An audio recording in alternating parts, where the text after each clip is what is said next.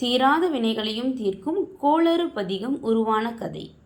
திருஞான சம்பந்தர் அவர்கள் மதுரையை ஆண்ட அரசியான மங்கையர்க்கரசி அவர்களுடைய அழைப்பின் பேரில் மதுரைக்கு போகிறதுக்காக கிளம்புறாங்க. அந்த நேரத்தில் பக்கத்தில் இருந்த திருநாவுக்கரசர், இன்னைக்கு நாள் சரியில்லை, நீங்கள் வேறு நாள் பயணம் போகலாம் அப்படின்னு சொல்கிறாரு. அப்போ திருஞான சம்பந்தர் சிவனுடைய பக்தர்களுக்கு நாளும் கோலும் எந்த தடையும் ஏற்படுத்தாது அப்படின்னு சொல்கிறாரு. சொல்லி இந்த கோளறு பதிகம் பாடலையும் பாடுறாரு. பதிகம் அப்படின்னா 10 பாடல்கள் கொண்டதுன்னு அர்த்தம்.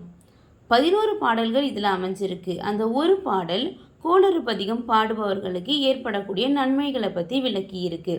கோளறு பதிகம் பாடுறவங்களுக்கு கர்ம வினைகள் நீங்கும், நவகிரக துன்பங்கள் எல்லாமே மறைஞ்சு போகும், எல்லா தடைகளும் நீங்கி வெற்றி கிடைக்கும். இதை தினமும் பாராயணம் பண்ணுறது ரொம்ப நல்லது.